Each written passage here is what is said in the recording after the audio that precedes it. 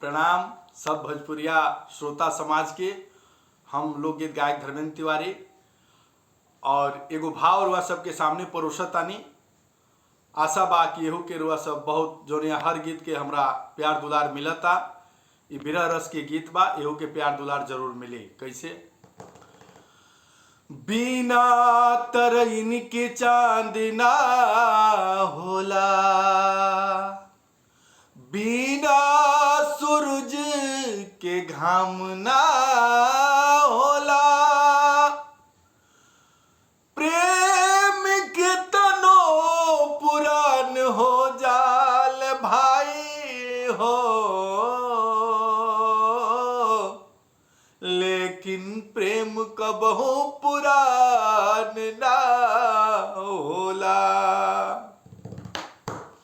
एगो बिरहन बाड़ी अपना विरह के व्यथा वो अपना पतिदेव के सूचना के माध्यम से बताओ तड़ी आ कह तड़ी का कष्ट में बाड़ी, विरह में बाड़ी। अब बताओ तड़ी कि रवा बिना रवा बिना रवा बिना रवा बिना रवा बिना रवा बिना रवा बिना रवा बिना कैसे जियत हम बानी, हम ही बूझतानी।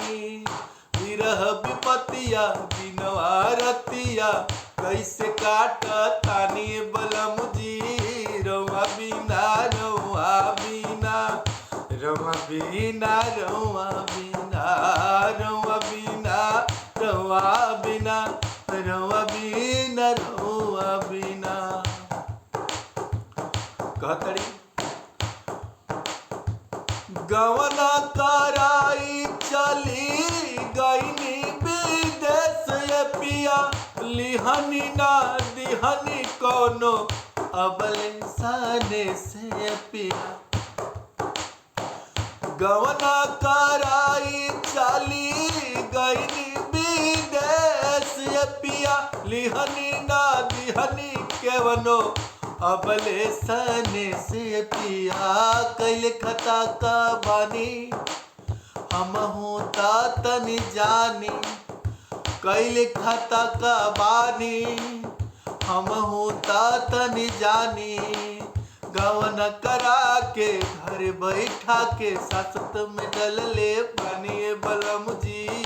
रवा बिना रवा बिना रवा बिना रवा बिना रवा बिना रवा बिना रवा बिना रवा बिना। कहतारी पत्थर कवना करनवा कैनी, पत्थर करे जा कैनी कवना करनवा पिया। ले आके दे दीना हमके माहुरवा सैया। पत्थर करे जा कैनी कवना का सुरवा सैया। हमरा के दे जैती लेके माहुरवा पिया।